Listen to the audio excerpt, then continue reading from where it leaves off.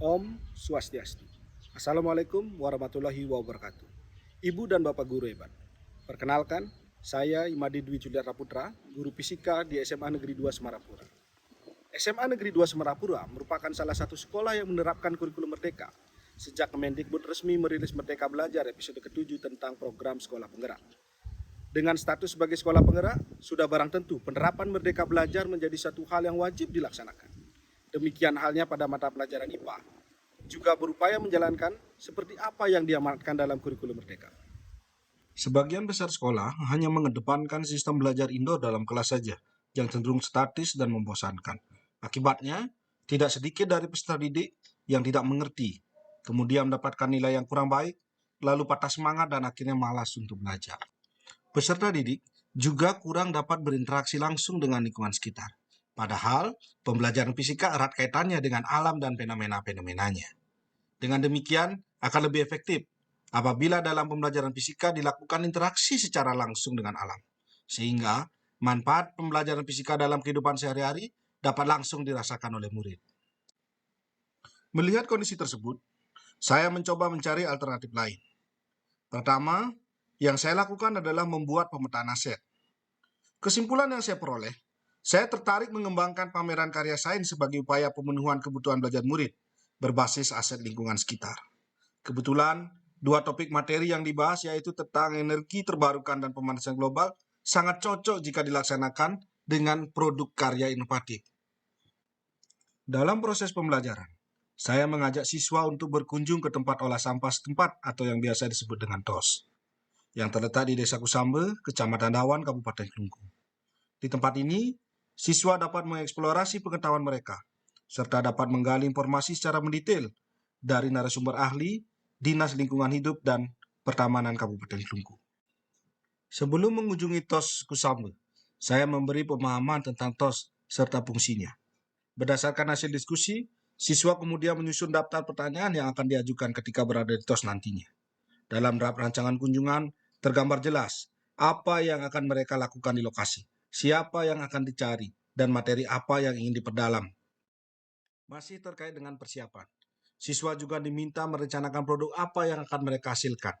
Produk yang nantinya akan dipamerkan pada pameran karya sains yang disajikan dalam berbagai macam jenis karya inovatif sesuai dengan minat dan profil belajar murid. Mulai dari laporan kunjungan berupa teks tertulis, artikel, infografis, mading, miniatur atau prototipe, maupun video kreatif. Sementara itu, untuk tagihan mandiri, siswa diminta melakukan kampanye terkait dengan pencegahan pemanasan global, baik berupa poster digital, poster lukis, video kampanye dalam media sosial, dan lain-lain. Pelaksanaan pembelajaran berbasis pemetaan aset lingkungan sekitar memiliki tantangan tersendiri. Setidaknya, itulah yang saya rasakan.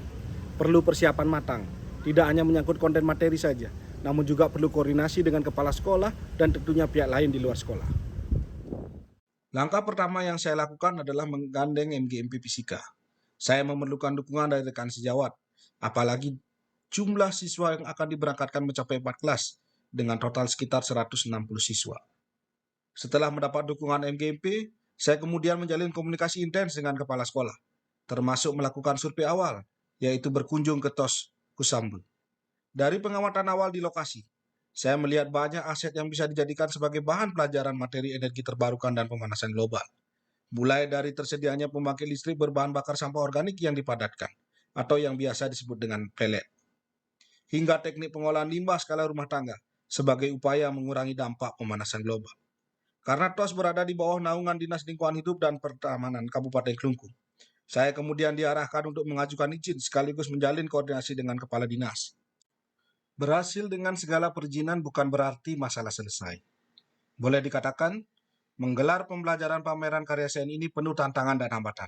Salah satu hambatan terbesar adalah penentuan waktu pelaksanaan pameran karya sains. Saya sempat melakukan negosiasi alot dengan jajaran manajemen sekolah terkait dengan waktu pelaksanaan pameran karya sains.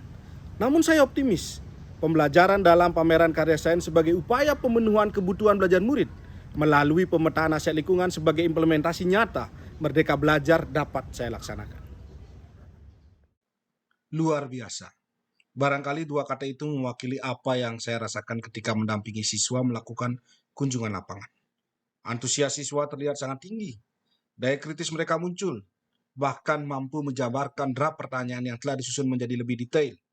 Salah satu pertanyaan kritis yang saya amati yaitu ketika salah seorang siswa menanyakan, kenapa TOS tidak meningkatkan kapasitas pembangkit listrik tenaga sampah dan mendistribusikan kepada masyarakat sekitar? Secara umum, kemampuan berpikir kritis siswa mengalami peningkatan signifikan, baik dari segi kualitas maupun keberanian dalam mengajukan pertanyaan. Tidak hanya itu saja, kreativitas murid juga dapat terlihat dalam penyajian laporan serta penampilan mereka ketika presentasi hasil kunjungan lapangan. Selanjutnya mereka tuangkan ke dalam sebuah karya inovatif yang akan mereka pamerkan dalam pameran karya sains. Dampak pameran karya sains pada materi pemanasan global begitu melekat pada diri siswa. Hal yang paling membanggakan adalah tumbuhnya kesadaran untuk melakukan pemilihan sampah anorganik. Ini ditandai dengan aktivitas pemilihan sampah di dalam kelas secara kolektif. Di akhir pembelajaran materi energi terbarukan dan pemanasan global, siswa sepakat melakukan pameran di aula sekolah. Materi yang dipamerkan meliputi karya inovatif dari masing-masing kelompok. Selain itu, juga dilakukan kampanye tentang lama waktu yang diperlukan bagi sampah anorganik untuk terurai. Tiap kelompok membuat poster ukuran 1 kali 1 meter yang kemudian ditempel sampah organik, lengkap dengan penjelasan lama waktunya terurai.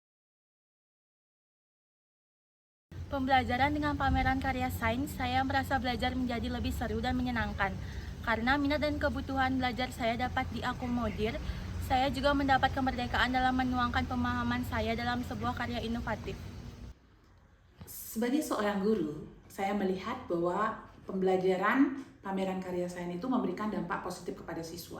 Karena siswa itu menjadi belajar secara kontekstual sesuai dengan dunia nyata itu, dan yang paling penting siswa diberikan kemerdekaan dan kebebasan untuk membuat produk yang mereka inginkan sesuai dengan apa yang mereka pahami terhadap materi yang dibelajarkan oleh guru. Jadi pembelajaran dengan pameran karya sains ini sangat memotivasi siswa untuk bagaimana seorang guru itu bisa memfasilitasi kebutuhan belajar murid berupa profil belajar siswa, kesiapan belajar, dan minat siswa tentunya. Semoga model pembelajaran seperti ini bisa terus dilaksanakan sehingga proses pembelajaran itu benar-benar memerdekakan murid.